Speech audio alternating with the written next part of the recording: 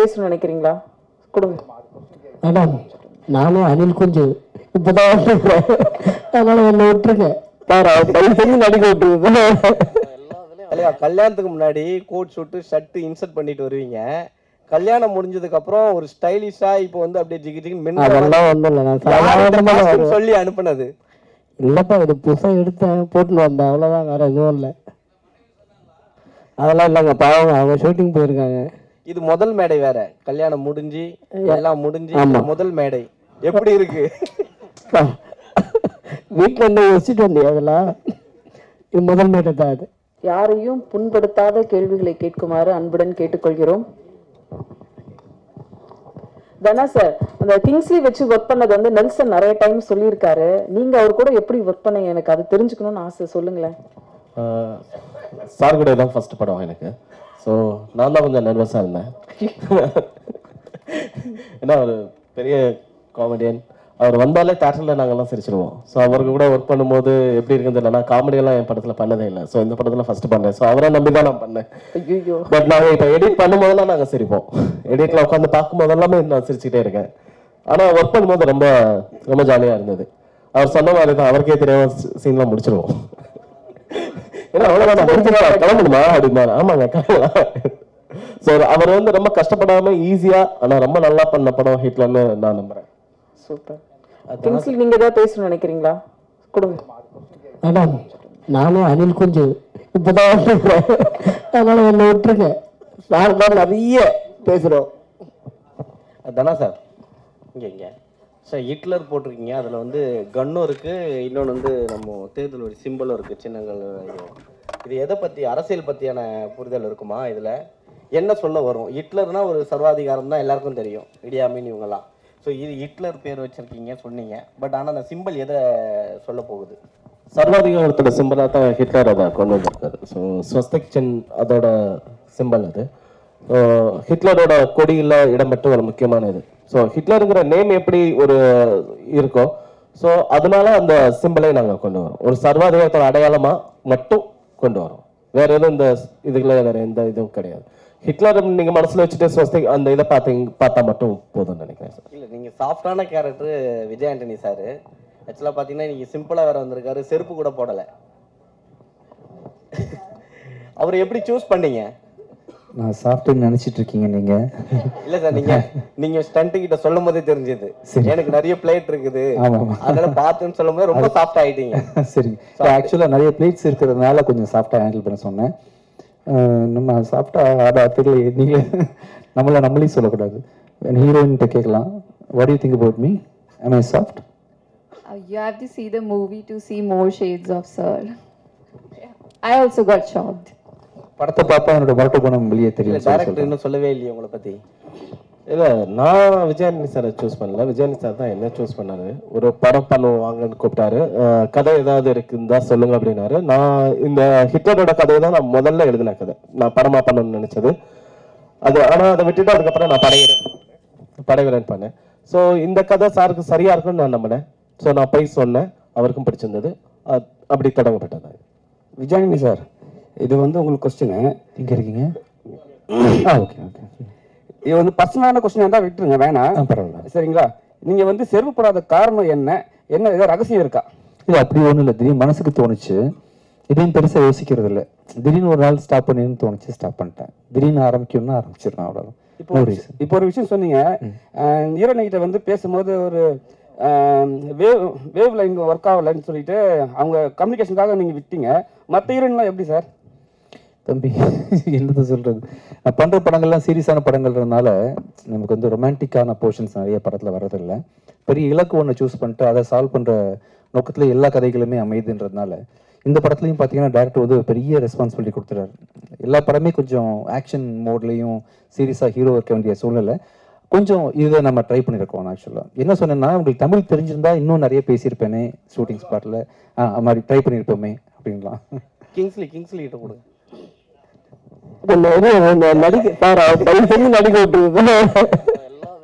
கல்யாணத்துக்கு முன்னாடி code shoot shirt insert பண்ணிட்டு வருவீங்க. கல்யாணம் முடிஞ்சதுக்கு அப்புறம் ஒரு ஸ்டைலிஷா இப்போ வந்து அப்படியே ஜிகி ஜிகின்னு சொல்லி அனுப்புனது இல்லைப்பா இது புதுசாக எடுத்தேன் போட்டுன்னு வந்தேன் அவ்வளோதான், வேறு எதுவும் இல்லை. அதெல்லாம் இல்லைங்க, பாவம் அவங்க ஷூட்டிங் போயிருக்காங்க. இது முதல் மேடை வேற, கல்யாணம் முடிஞ்சு எல்லாம் முடிஞ்சு முதல் மேடை எப்படி இருக்கு? வீட்டில் இருந்து வச்சுட்டு வந்தேன், அதெல்லாம் இது முதல் மேட்டை தான். அது சூப்பராக இருக்கு. படத்துல எப்படி விஜய் ஆண்டனி சார் கூட நீங்க வந்தாவே சார் ஜாலியாக இருப்பாரு, நீங்கள் நினைக்கிற மாதிரி கிடையாது. சார் எப்பவுமே ஏதாவது ஒரு கமெண்ட் பண்ணிட்டு ஜாலியாக இருப்பார். பரவாயில்லாம் கிடையாது, சாஃப்ட் தான்.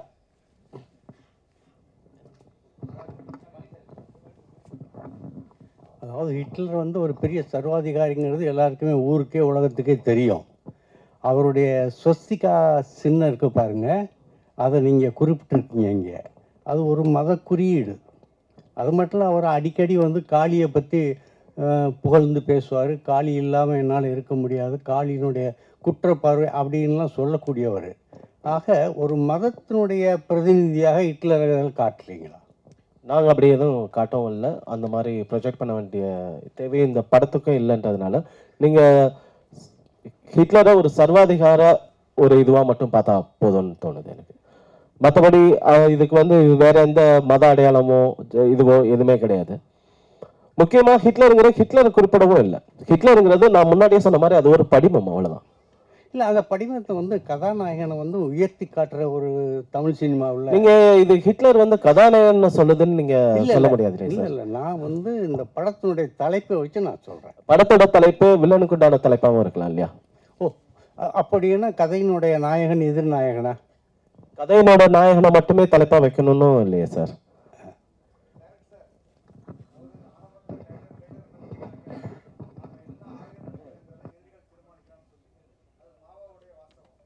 ஆமா,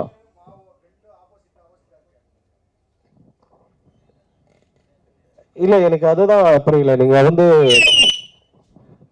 அதுல இருக்க கருத்தை எடுத்துக்கிறோம் தான் நான் நினைக்கிறேன். அது அதோட யார் சொன்னா அவர் சொன்னதுல ஏதாவது குறியீடா இருக்கா அப்படின்னு போனா கிடையாது.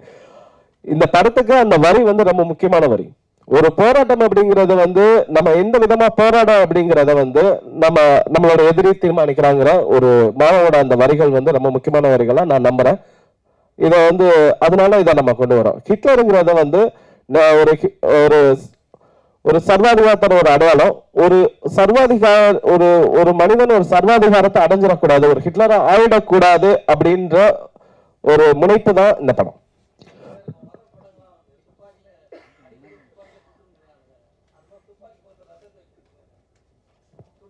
துப்பாக்கியால ரத்தம் வந்துடுது சார். ஏன்னா இதுல ரத்தம் இருக்கு இந்த படத்துல, அதனால. டைரக்டர் சார், ஹியர் இங்க சார், உங்களுடைய ப்ரீவியஸ் படமாகட்டும் இந்த படமாகட்டும் அது எக்ஸப்ஷனலி வெல் மேட் ஃபிலிம். இந்த படத்தில் நீங்கள் தான் யூ ரிட்டன் த ஸ்டோரி அப்படின்றதால கேட்குறேன். What was the spark that led you to write the story?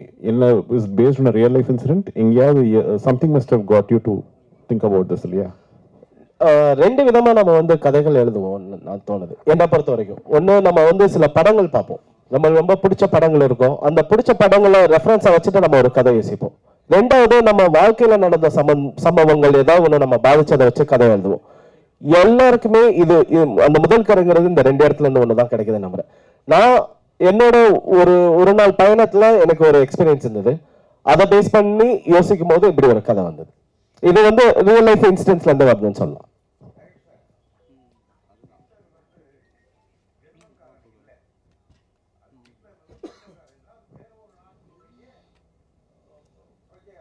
Austria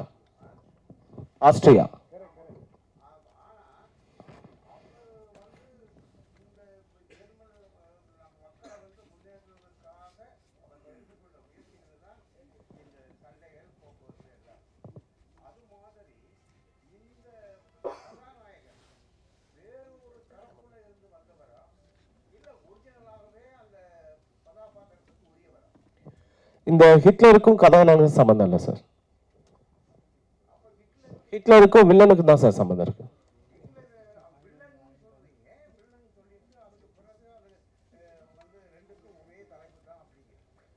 இல்ல, எனக்கு கேள்வி புரியல. ரெண்டு தலைப்பும் ஒரே தலைப்புன்னு எனக்கு புரியல சார். ஒரு படத்தோட தலைப்புங்கிறது கதாநாயகனை மையப்படுத்தி இருக்கலாம், கதையோட கருவை மையப்படுத்தி இருக்கலாம், சரிங்களா? நான் இந்த படத்தோட கருவை மையப்படுத்தி இந்த ஹிட்லருங்கிற டைட்டில் வச்சிருக்கேன். கதாநாயகனை மையப்படுத்தி இல்லை.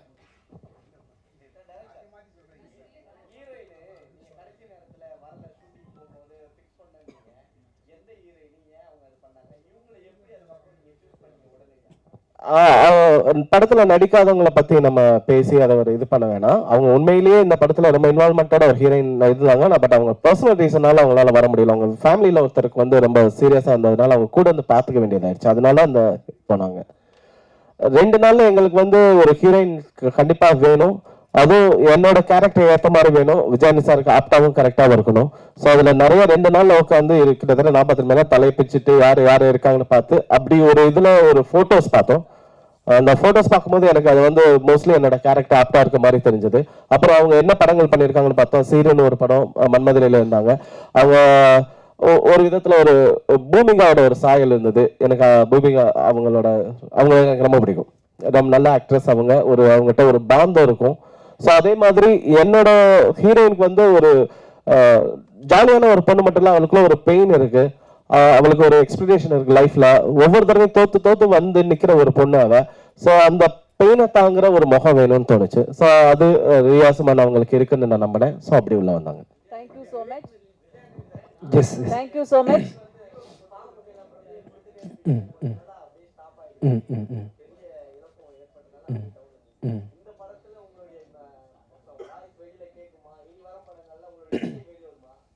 ஆக்சுவலாக நெக்ஸ்ட் இயர் 2-3 படம் மியூசிக் பண்ணலான்னு இருக்கேன். இந்த படத்தில் நான் பாடிருக்கேனா இல்லையான்னு சஸ்பென்ஸ்ன்னு வச்சுருக்காங்க. சஸ்பென்ஸாக விட்டுருலாமா? நான் பாடிக்கின்றது சஸ்பென்ஸாக வச்சிடலாம். ஓகே, நான் பாடிக்கின்றது சஸ்பென்ஸாக இருக்கட்டும். அப்படியே தெரிஞ்சு அவங்களுக்கு மட்டும் தெரியட்டும், வேறு யாருக்கும் தெரியக்கூடாது. ஓகே, நமக்குள்ள மட்டும் வச்சுக்கலாம், ஃபியூச்சரில் சொல்லிக்கலாம். இந்த ஒரு பாட்டு பாடியிருக்கேன். நமக்கு ஹிட்லர் படத்தின் பத்திரிகையாளர் காட்சிக்கு வந்து சிறப்பு சேர்த்த அனைவருக்கும் எங்கள் அன்பும் நன்றி. இப்போது ஒரு குரூப் போட்டோ